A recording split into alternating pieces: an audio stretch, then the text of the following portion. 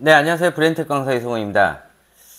이번에 할 내용은요, 아이들 뇌에 대해서 한번 설명을 해드리도록 할게요. 인간이 다른 동물들하고 다른 점이 뭐냐면은, 생각하는 동물이라는 거야. 그리고 어떤 환경에서도 적응을 할 수 있다는 거지. 일반적인 동물들 같은 경우는 태어나자마자 본능적으로 행동하게 돼요. 야생동물들 같은 경우는 태어나자마자 맨 처음에 하는 게 걷기부터 배워요. 태어나자마자. 그래서 진짜 야생에서 태어나는 초식동물들은 최소 45분이면은 새끼가 걸어요. 근데 인간은 걷기까지가 굉장히 시간이 많이 걸리지. 거기는 살아야 되기 때문에, 움직여야 되기 때문에 새끼들이 태어나자마자 바로 하는 게 걷고 바로 뛰는 거예요. 왜? 야생이 있기 때문에.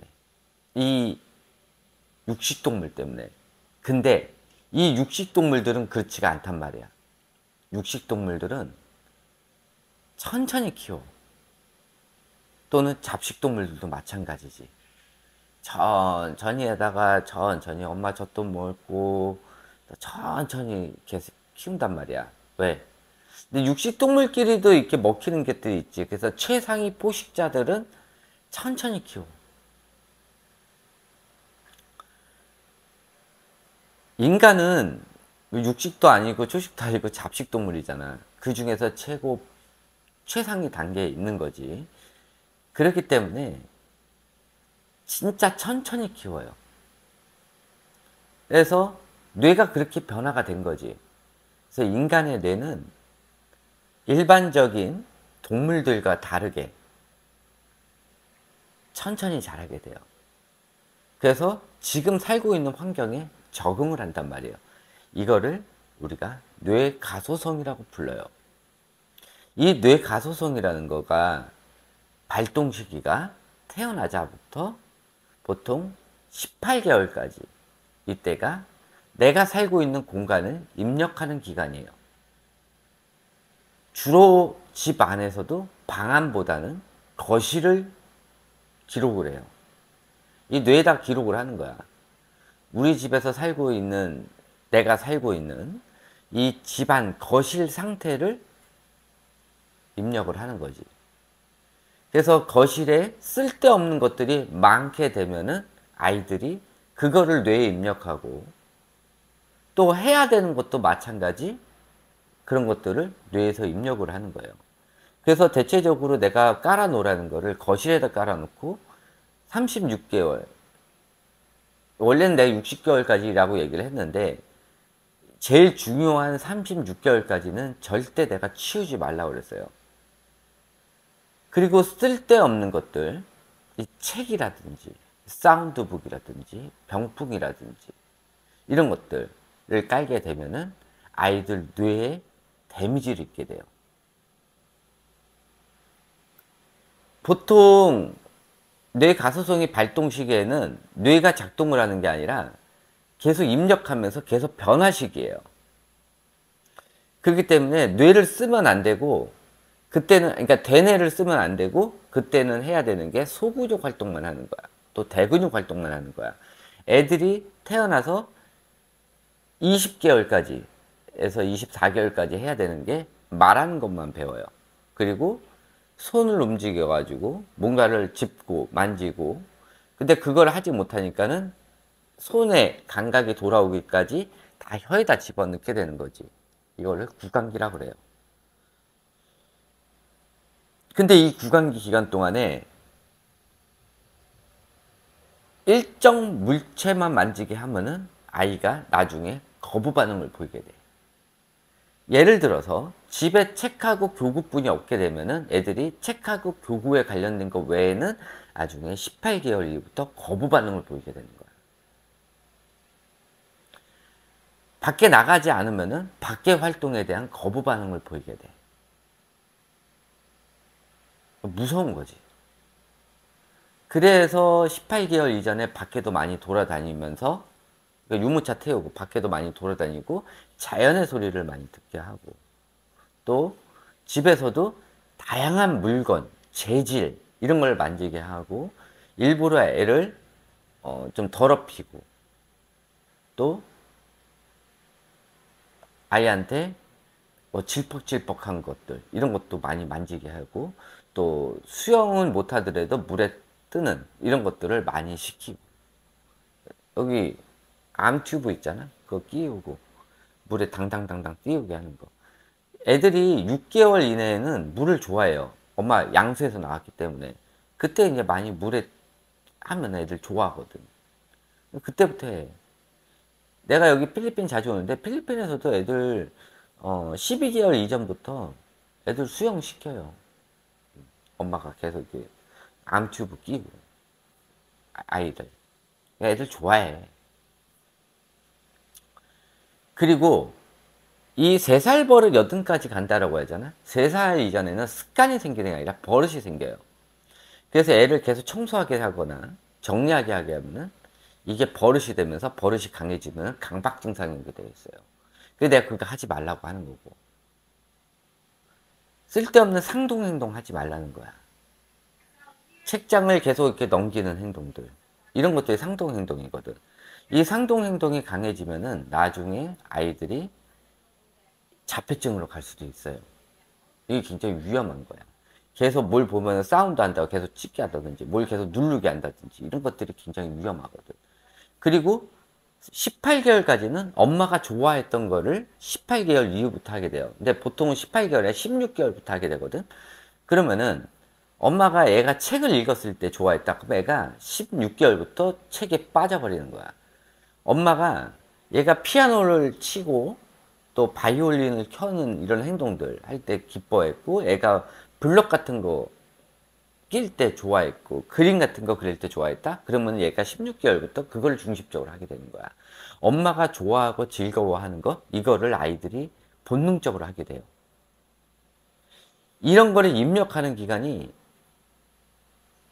18개월까지야. 그러니까 18개월 동안 아이들 자폐를 유발하는 이런 물질들, 이런 물건들, 이런 것들을 아이를 하게 되면은 애들이 약 16개월부터 자폐 성향을 슬슬슬 보이기 시작해. 그러니까 내가 그때 자폐 유발 물질들, 물건들, 이런 것도 있죠? 이거를 내가 없애라는 이유가 이것이 18개월까지 유지가 되면은 남자 아이들부터 애들이 유사 자폐 증상들을 보이기 시작을 해요. 굉장히 위험한 거예요. 아이한테 뭔가를 시켜야 되겠다.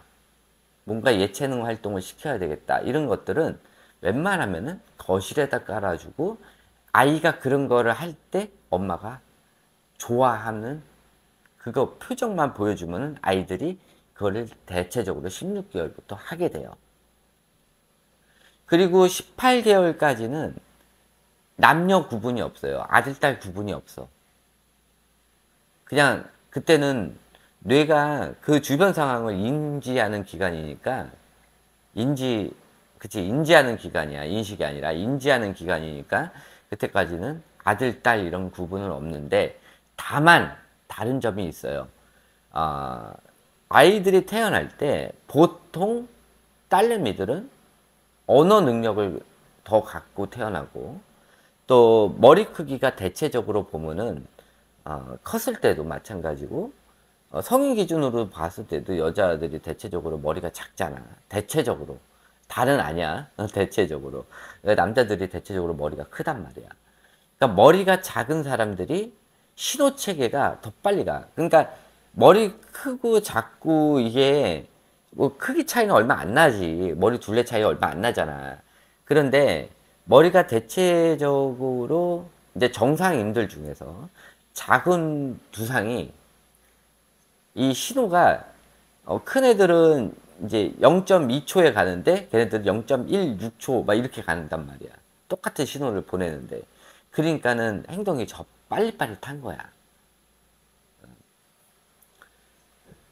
그러니까 얼굴형이 이쁜 애들이나 잘생긴 애들이 대체적으로 두상이 좀 작아요. 그런 건 있어. 그래서 그런 사람들이 판단력도 빨라. 대체적으로. 그러니까 대체적이야. 아, 우리 애는 머리가 큰데 아직 애기니까. 그건 모르는 거고, 애기가 이제 좀 커가지고, 한 5, 6세 정도 됐을 때, 그때부터 이제 본격적으로 몸집도 커지면서 이제 두상 크기가, 그때 되면은 이제 전체적으로, 아, 얘가 머리가 원래 작은 애였구나. 그런 걸 알 수가 있단 말이야. 그리고 좀 문제성이, 그러니까 태어났을 때 문제성이 많은 애들은 애들이 컸는데도 이제 좀 두상이 좀 큰 애들이 간혹 있어요. 어, 그런 거는 있어요. 컸을 때. 그리고 16개월에서 18개월 이후부터 입력된 그 프로그래밍 된 것들을 실행한 단계가 36개월까지야.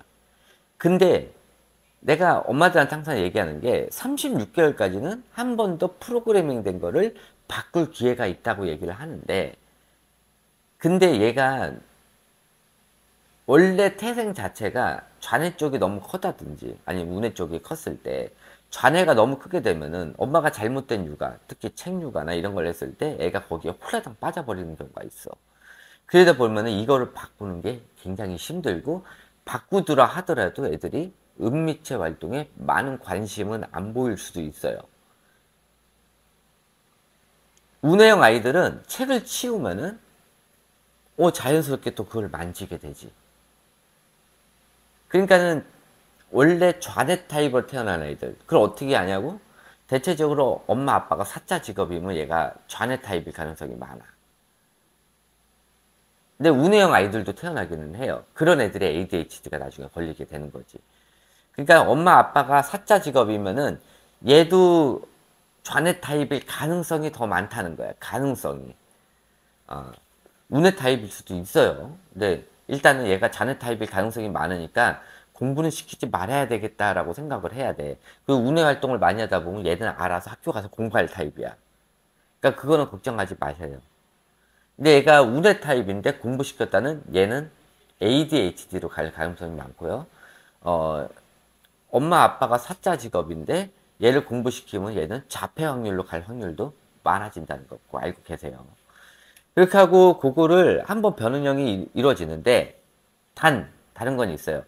18개월까지 끈적끈적한 거, 또 질퍽질퍽한 거를 애를 만지게 해줬다면은 18개월 이후부터 모든 걸 다 만질 수가 있어. 애들이 거부 반응이 없기 때문에. 근데 그거를 노출을 안 해주면은 18개월 이후부터는 이거를 끈적끈적하고 질퍽질퍽한 거를 이 세상에 있는 모든 것들을 한 개씩 한 개씩 걸 다 해줘야 돼.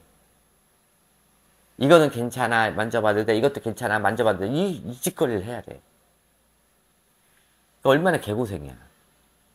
36개월이 지나면은 그걸 해주더라도 끝까지 나는 안 하겠다고 버티는 애들이 있어. 그럼 어쩔 수 없어. 그거 안고 가야 돼.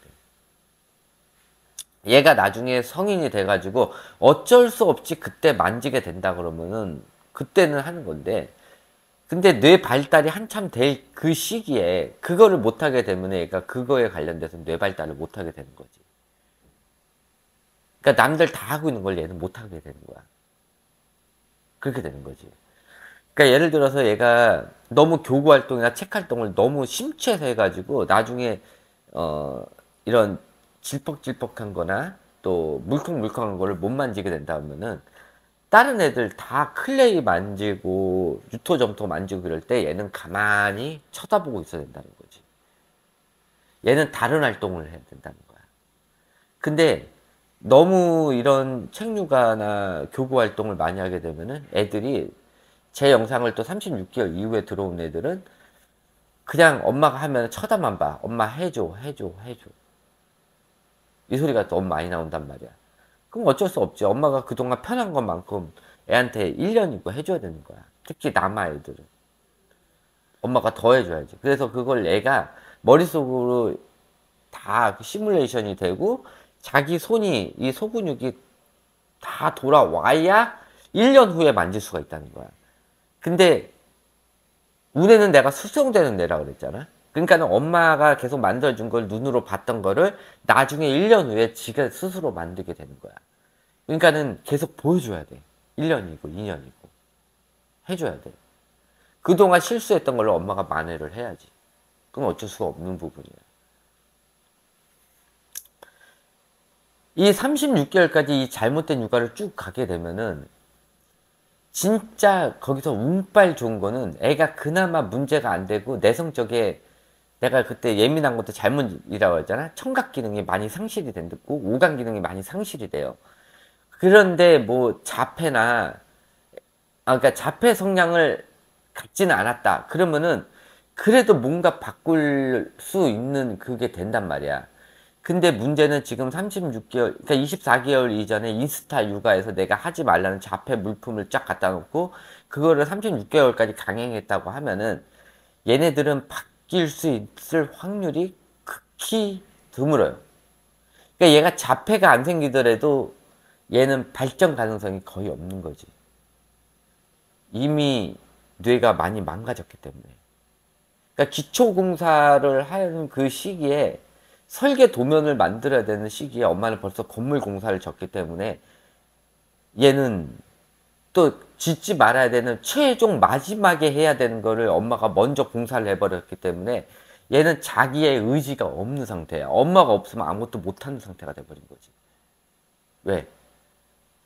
얘가 최종으로 만들어야 될 거를 엄마가 먼저 건드려 버렸기 때문에 그렇게 돼요.